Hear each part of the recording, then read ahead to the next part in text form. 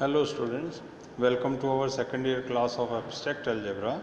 यहाँ आज हम एक नया चैप्टर स्टार्ट कर रहे हैं, ग्रुप होमोमॉर्फिज्म, ग्रुप समाकारिता।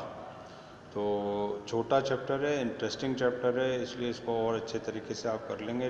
इसमें थ्योरम्स भी थोड़ी कंपैरेटिवली सब ग्रुप वाले चैप्टर में जैसे काफ़ी सारी थ्योरम्स थी, तो उससे थोड़ी कम थ्योरम्स हैं और अच्छी तरीके से आप इस चैप्टर को तैयार करें, क्योंकि इसमें से क्वेश्चंस आधा या एक भी कई बार बन जाता है। तो सबसे पहले अपन डेफिनेशन देते हैं इसकी समाकारिता या होमोमॉर्फिज्म और मॉर्फिज्म की। तो परिभाषा स्टूडेंट्स इस तरीके से है कि मान लो जी स्टार और जी डैश ए, ऑपरेशन ओ लिखा हुआ है इसमें। जैसे इसमें स्टार है ना, इधर ऑपरेशन ओ लिखा है, ग्रुप है। इन ग्रुपों में द्विचर संक्रिया क्या क्या है, एक तो स्टार है और एक छोटा ओ ऑपरेशन जिसको नाम दिया गया। तो यदि एक प्रतिचित्रण, एक मैपिंग जी से जी स्टार जी डैश करो, ये जी है और ये जी डैश है, एक मैपिंग क्या है, एफ के अंतर्गत है। तो ये निम्न प्रकार हो, कैसी मैपिंग होनी चाहिए सर? मैपिंग ऐसी होनी चाहिए कि F A star B is equal to F A operation F B for all A, ये फॉर ऑल का साइन है, फॉर ऑल हर एक A B belonging to G, यानी एफ ए स्टार बी। तो इसको अगर अपन कुछ डेपिक्ट करना चाहें तो इस तरह कर सकते हैं कि इसमें तो ऑपरेशन स्टार है, इसमें ऑपरेशन ओ है, ओ छोटा वाला, एक मैपिंग है एफ। यहाँ अगर ए और बी दो एलिमेंट हैं, तो अगर हम ए स्टार बी करें और इस पे एफ लगा के इधर ले जाएं, तो ये हो जाना चाहिए साहब क्या, F A operation F B, ये बन जाना चाहिए। यानी इधर वाला जो ओ ऑपरेशन है इनके बीच में लगा हुआ आ जाना चाहिए। या इसको दूसरे शब्दों में हम ये भी कह सकते हैं, जो यहाँ पे कहा गया संयोजन का प्रतिबिंब, ये संयोजन है ए और बी का, इनका प्रतिबिंब निकालें तो ये बन जाता है कि प्रतिबिंबों का संयोजन, ये प्रतिबिंब है दोनों एफ ए और एफ बी, इनका संयोजन। तो ये जो लाइन है इससे ज़्यादा अच्छी तरह समझ में आ रही है बात कि संयोजन का प्रतिबिंब, यानी एलिमेंट्स के संयोजन का प्रतिबिंब निकाला तो ये बन जाए क्या, प्रतिबिंबों का संयोजन, ये बन जाना चाहिए। तो इसको हमने नाम दिया क्या साहब, होमोमॉर्फिज्म, समाकारिता। फिर अंतरकारिता, एंडोमॉर्फिज्म, ग्रुप जी स्टार से ग्रुप जी स्टार पर परिभाषित समाकारिता एंडोमॉर्फिज्म कहलाती है, यानी खुद से खुद पर, खुद से खुद पर। यही जी है आपका, यहाँ पर यही जी है और यही जी दोबारा से है, यहाँ पर आपने एफ लगाया जी से जी पर, और F A star B is equal to F A star F B, ये बन जाए खुद से खुद पर। तो हम उसको नाम क्या देते हैं साहब, एंडोमॉर्फिज्म, एंडोमॉर्फिज्म। फिर उसके बाद एक और डेफिनेशन है मोनोमॉर्फिज्म।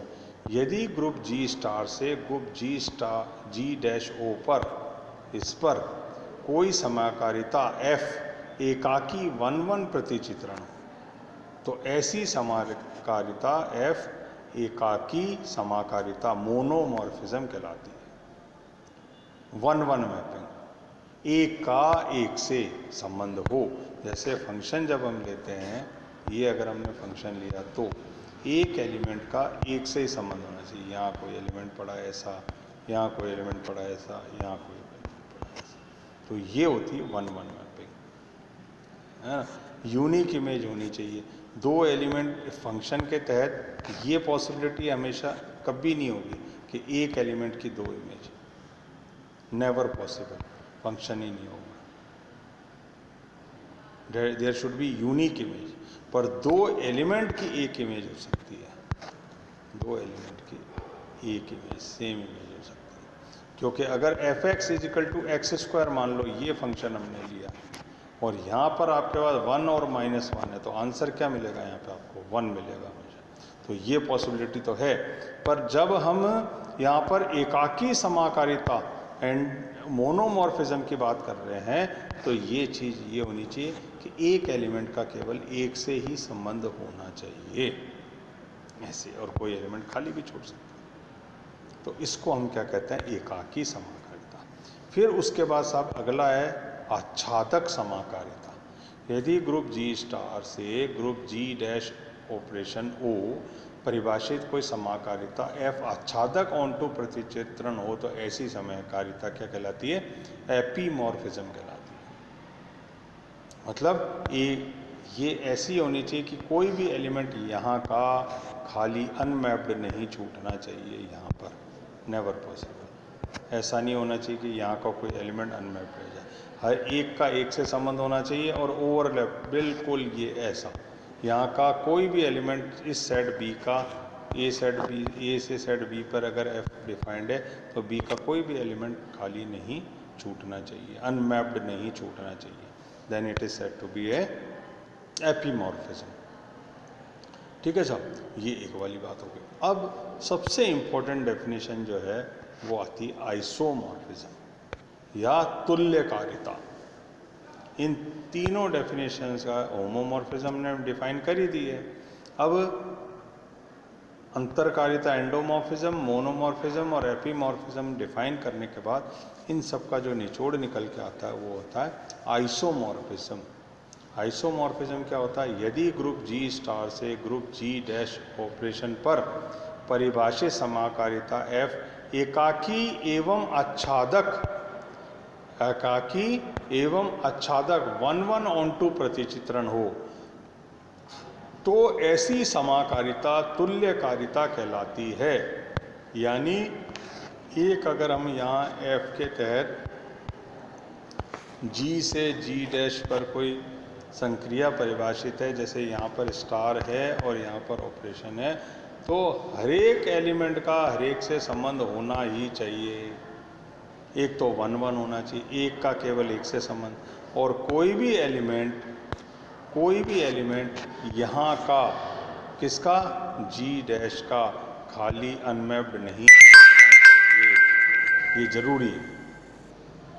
ठीक है, तो एक तो ये वाली बात ध्यान रखें, इसका कोई भी एलिमेंट खाली नहीं छूटना चाहिए और एक का एक से संबंध होना चाहिए। जो मैंने पहले आपको फिगर बना के बताया है 1 मिनट पहले, वो वाली स्थिति नहीं होनी चाहिए कि एक का एक से संबंध ना हो, 2 एलिमेंट जा कर के एक पे ही लग जाएं, वो पॉसिबिलिटी, ये वाली पॉसिबिलिटी इसमें नहीं होनी चाहिए। नहीं, तो होना क्या चाहिए? एक का सिर्फ एक से ही संबंध होना चाहिए और यहाँ का कोई भी एलिमेंट अनमैप्ड ना रह जाए। अगर ऐसा है 1 ऑन टू मैपिंग है तो हम उसको क्या नाम देते हैं बच्चों?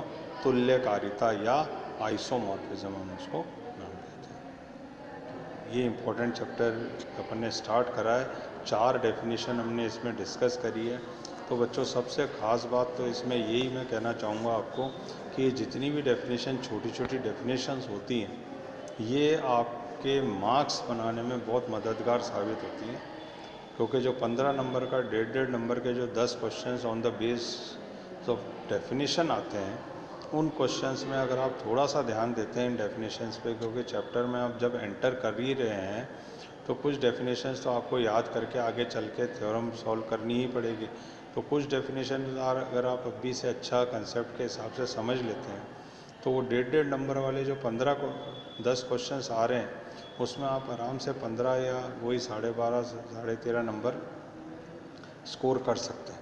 तो वो नंबर आपके तरफ से छूट के कहीं जाने नहीं चाहिए अगर आप इन डेफिनेशंस को बहुत अच्छे से तैयार कर लेते हैं। तो अगले टर्न पर अपन जो है कुछ और बात करेंगे समाकारिता के बारे में।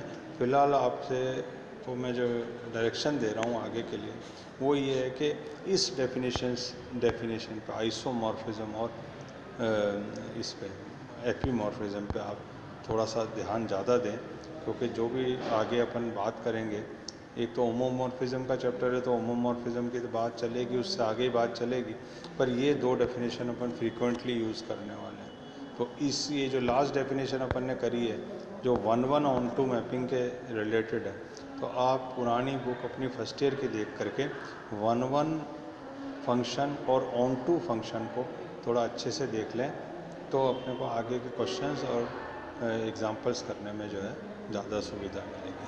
Okay, thanks. अगले टर्न पर अपन इससे